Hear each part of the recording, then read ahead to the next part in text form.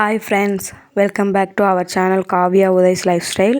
இப்போ என்ன வீடியோ அப்படின்னு பார்த்தீங்கன்னா, மை க்ளீனிங் ஒர்க். ஆடி 18 பண்டிகையாக க்ளீனிங் ஒர்க். காலையில் எழுந்தோடனே வாசலெல்லாம் சாணி போட்டு நான் வந்து பெருக்கிட்டு கோலம் போட்டுட்டேன். மாமியார் வந்து வீடு ஒட்டரை அடித்து துடைச்சிட்டாங்க. வீடு துடைக்கிற வேலை அவங்க பார்த்துக்கிட்டாங்க. நான் வந்து வீடு இந்த கிச்சனில் இருக்க ஸ்லாப்பு, கேஸு, கவுண்டர் டாப் அது மட்டும் க்ளீன் பண்ணுற வேலையை பார்த்துக்கிட்டேன். நாங்கள் 2 பேருமே எப்போ வேலை செஞ்சாலும் அவங்க கொஞ்சம் நான் கொஞ்சம் சேர்த்து 2 பேரும் சேர்ந்து பாதி பாதியாக செஞ்சுக்குவோம். ஒருத்தி அவங்களே செஞ்சுக்கிட்டோம் இவங்களே செஞ்சுக்கிட்டோம் நல்லா விட மாட்டோம். ஒரு வேளை அந்த வேலை இல்லைன்னா அவங்க துணி துவைக்கிற வேலையை பார்த்துப்பாங்க. அப்புறம் பாருங்கள், கோலம் போட்டுட்டேன். 2 கோலம் போட்டேன்.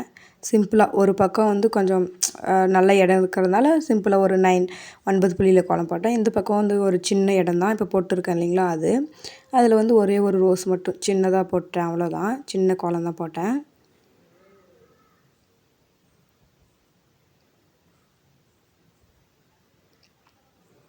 கோலம் போட்டு முடிச்சுட்டு அதுக்கப்புறம் ஒரு டீ போட்டேன். டீ போட்டு குடித்தா தான் அதுக்கப்புறம் பிரிஸ்காக வேலை செய்ய முடியும், கொஞ்சம் ஃபாஸ்ட்டாகவும் முடியுன்றதுனால டீ போட்டு குடித்தேன். அந்த சிம்பிளாக போட்டேன் இல்லையா, அந்த கோலம் தான் இது. ரோஸ் கோலம் 5 புள்ளி போட்டு போட்டேன். அவ்வளோதான், சிம்பிளாக தான் போட்டேன். ரொம்ப இதெல்லாம் போடல. பண்டிகை அப்படின்றதுனாலலாம் பெருசாக போடல, சிம்பிளாக தான் போட்டேன். கலர் பொடி அந்த மாதிரி எந்த பொடியுமே நான் போடல.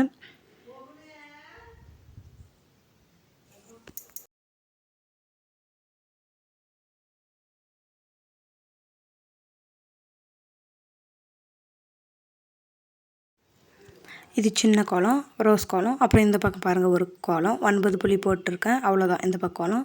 அதுக்கப்புறம் மாமியார் வந்து வீடு துடைச்சிட்டாங்க. வீடு துடைக்கிறாங்க பாருங்கள். சாமி ரூமெல்லாம் க்ளீன் பண்ணிவிட்டு வீடு துடைக்கிறாங்க.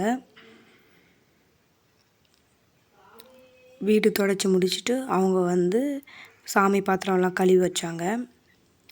அவங்க கழுவிட்டு இருக்கும்போது டீ போட்டேன். அதெல்லாம் க்ளீன் பண்ணிட்டேன். ஒரு கிளாஸ், அப்புறம் எனக்கு ஒரு கிளாஸ் டீ போட்டு குடிச்சிட்டு அதுக்கப்புறம் நாங்கள் வேலை செய்ய ஆரம்பித்தோம்.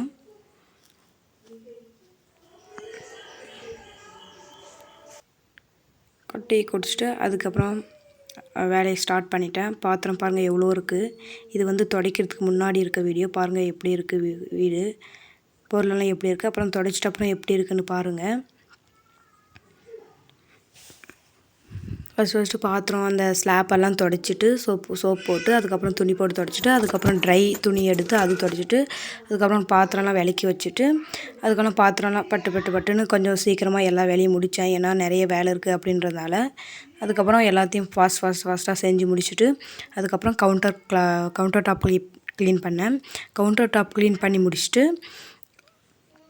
அதுக்கப்புறம் அந்த மிக்ஸி, கேஸு அதெல்லாம் இருக்குது இல்லைங்களா, அதெல்லாம் க்ளீன் பண்ணிவிட்டு அதுக்கப்புறம் உப்பு அந்த மாதிரி வைக்கிறோம் இல்லையா, அந்த பாத்திரம்லாம் கழுவி காய வச்சு அதுக்கப்புறம் அதில் எல்லாத்தையும் நிரப்பி வச்சுட்டேன். பாருங்கள் கேஸ் எப்படி க்ளீன் பண்ணுறேன் அப்படின்ட்டு. க்ளீன் பண்ணி முடிச்சுட்டு அப்புறம் பாத்திரம் விளக்குனேன். பாருங்கள் இப்போ எப்படி இருக்குது.